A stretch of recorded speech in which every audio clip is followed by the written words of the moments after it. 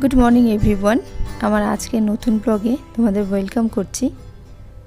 আজকে রবিবার আর এখন সকালে 10:30টার মতো বাজছে। গেছিলাম বাজারে কিছু মাছ আর সবজি কিনতে। আজকে সকালটা অন্য অন্য দিনের তুলনায় একটু আলাদা, একটু ব্যস্ততা আর অনেকটা অপেক্ষা। আসলে আজকে আমার মা আর বোন আসছে। যেহেতু আমি বাড়ি থেকে দূরে থাকি, শ্বশুরবাড়ি কাছে, কিন্তু কাজের সূত্রে দূরে থাকাতে বাড়ির মানুষ চাইলেও কিন্তু যখন তখন আসতে পারে না। আমার শ্বশুরবাড়ি, বাপের বাড়ি সবাই আর কি চাইলেও আসতে পারে না। দূর বলতে খুব একটা দূরও নয়, ওই 6 ঘন্টার রাস্তা। আর এখন যাতায়াত করতে করতে আমার কাছে তো 6 ঘন্টার কিছুই মনে হয় না। তো অনেক মাস পর আজকে মা আর বোন আসছে আম আর কাঁঠাল নিয়ে। আমার শ্বশুরবাড়িতে অনেক আম হয়েছিল, অনেক বলবো না, এবার একটু আমের পরিমাণটা কমই ছিল। তো আমার শাশুড়ি মা কিছু আম আমাদের জন্য রেখেছিল, তো সেই আম দিতেই আজকে আমার মা আর বোন আসছে। আর দেখো, তার জন্য রান্নাবান্নাও তো করতে হবে, আর আমি রান্না করতে শুরুও করে দিয়েছি। সবার ফার্স্টে মাছ ধুয়ে নিলাম। বাজার থেকে এনেছিলাম কাতলা মাছ আর চিংড়ি মাছ। চিংড়ি মাছ আমার বর খায় না, বাবাকে আমরা সবাই খাই বলে আজকে চিংড়ি মাছটা আনলাম। আর এই যে মাছ চিংড়ি, এটা কিন্তু বাড়িতে কেউ আসলেই কেনা হয়, নয়তো একা থাকলে খুব একটা কেনা হয় না বললেই চলে। তো আজকে যা যা রান্না করব সবার আগে আমি সব কিছু কেটে ধুয়ে নিচ্ছি।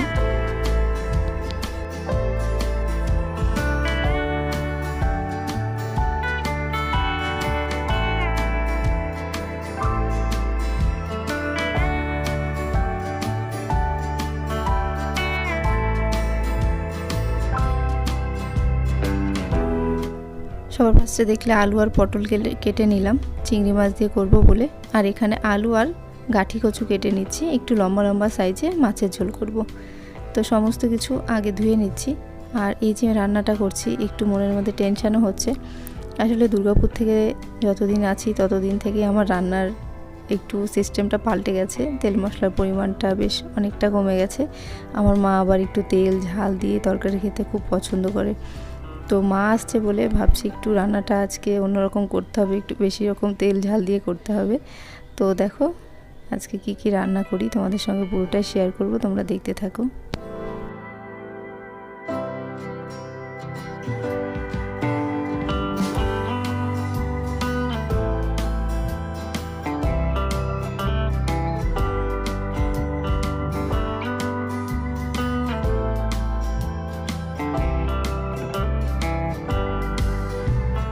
এখানে কাতলা মাছের ঝোল হয়ে গেছে আদা জিরে বাটা দিয়ে। আর এখানে করছি সবার শেষে কলমি শাক ভাজা। কলমি শাক খেতে আমার বোন খুব ভালোবাসে, আর আমিও বেশ ভালোবাসি। তার জন্য ভাবলাম আজকে কলমি শাকটা রান্নাই করি। আর দেখো রান্না করা হয়েও গেছে। আর এখন দুপুর 1টা বাজছে, শুভ্র যাবে অফিসে। তো ওকে তো খেতে দিলাম, তখনই ফোন আসলো অফিসে একজন আছে যে দুপুরবেলাটা অফিসেই থাকবে। তো শুভ্রকে বললো যে 2টো ডিম নিয়ে আসতে, উনি রান্না করে খাবে। তো আমি ভাবলাম যে ডিম তো দেবো, বাড়িতে যা যা রান্না হয়েছে সমস্ত কিছু একটু প্যাক করে দিই। তো ওনার জন্যই দেখো মাছের ঝোল, চিংড়ি মাছ দিয়ে পটল, আর এখানে 2টো ডিম সেদ্ধ করে দিলাম। আজকে শুভ্র অফিসে যাচ্ছে না টিফিন বক্স নিয়ে যাচ্ছে বুঝতে পারছি না, এক গাদা টিফিন বক্স হয়ে গেল। আয় আয় বাইরে থেকে লক করে না, খোলতো গুলো খোলতো। কেমন লাগলো এত সময় পর আসতে? খুব ভালো লাগলো, কতদিন পরে দেখলাম। আসো এই ব্যাগ আনতে দেখি, ভীষণ ভারী তাই না? দেখি বাবা ভালো ওয়েট তো,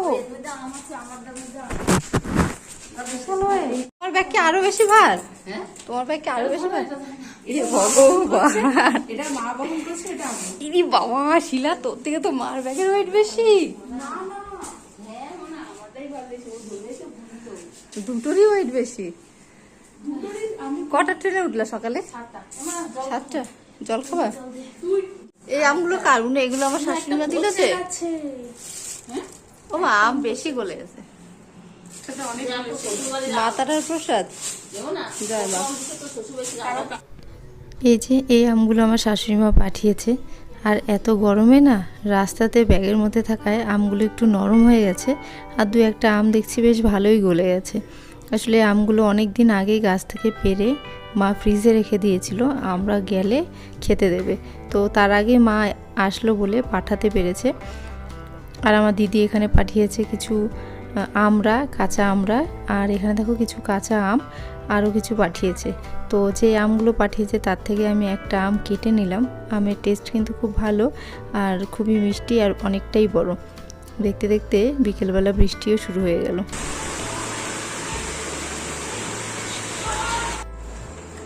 এখন সন্ধ্যে 7:30 বাজছে আর আমি রেডি হয়ে গেছি। এই যে আমিও রেডি, মাও রেডি, যাবো একটুখানি সামনেই হাঁটতে হাঁটতে রথের মেলা। রথের তো ওইখানেই যাব, কাছে যেহেতু আমরা 3 জন যাচ্ছি। আর একটা বড় রথের মেলা হয়, ওইখানে সবাই মিলে যাব, মানে শুভ্রও যাবে, ওইটা অন্য কোনো দিন যাবে। এই যে শিলাও রেডি, কোনো তাড়াতাড়ি কর। এখন রেডি হতে কত সময়?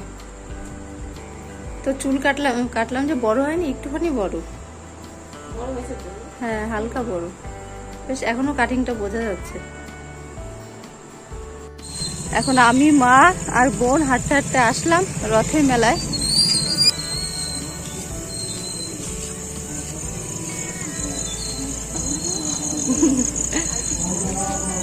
তার জন্য তো বললাম নাম পরিক্রমা করুন, ভিডিও করি তো। জীবনের যত দুঃখ দূর। তো দেখো মেলার মাঠে চলেও এসেছি আর এখানে এসে দেখছি খিচুড়ি প্রসাদ দিচ্ছে, অনেক বড় লাইন। তো রথের দিন এসেও আমি এখানে থেকে প্রসাদ খেয়েছিলাম, খুব ভালো হয়েছিল খেতে। তো আজকে মাকে বললাম যে এখানের প্রসাদ খুব টেস্টি। তো আমি, মা, বোন 3 জনই লাইনে দাঁড়িয়ে গেলাম।